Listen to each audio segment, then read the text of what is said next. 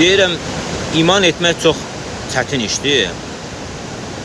Amma lazımlı şeydir, insan iman etməlidir. Amma iman eləmək də hər gördüyünə, hər eşitdiyinə iman eləməklə olmur, düzgün olmur. Çünki hər gördüyün, hər eşitdiyin qaynaq sağlam olmaz. Ona görə məsələn bir filan kəs filan şey dedi, Afrikada çıxmışdı, biri özünü peyğəmbər elan eləyib, millət harasa tökülüb gedib. Yəni bu şeylər biraz insan oxumuşdursa, biraz göz açıqdırsa, imanın qaynağına baxar ki, bunun qaynağı nədir? Bir müsəlman da qaynağı, əsas qaynağı Qurandır, sünnətdir, peyğəmbərin hədisləridir. Amma bunlara da iman etmək üçün yenə hədisin qaynağının da sağlam olmaq lazımdır. Və onu oxumaq, anlamaq da bir elmi var da onun. Yəni bəzən insan düz mənasını anlaya bilər. İndi bir şey deyim sizə, bir hadisə, bir hadis.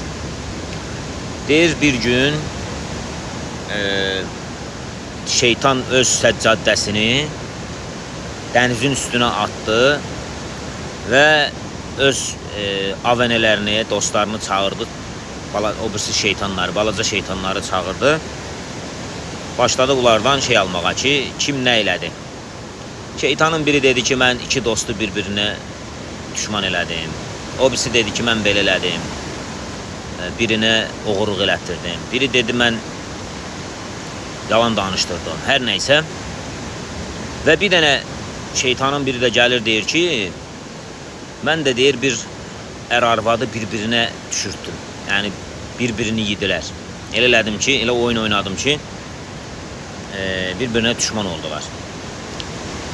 Baş şeytan çağırır və bunun alnından öpür ki, halaldırsa, ən yaxşısını sən eləyirsən. Yəni, özünüz başa düşdünüz də, buradakı əsl məsələ nədir? Şeytanın ən önəmli oyunlarından biridir ki, ailəni dağıtsın.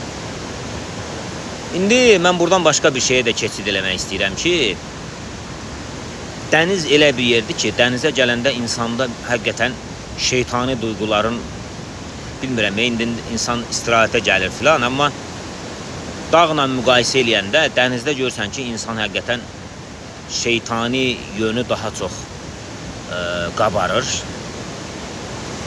Bundan bu mənada çıxa bilər ki, dənizlər biraz diqqətli olmaq lazımdır. Dənizlərdə bu hədisdən də çıxan mənadan yola çıxaraq bunu deyirəm. Amma dağ başında insanı daha ruhani, daha gözəl hissiyat bəxş edir. Özəlliklə, xüsusən ər-arvadın buna diqqət eləməyi lazımdır.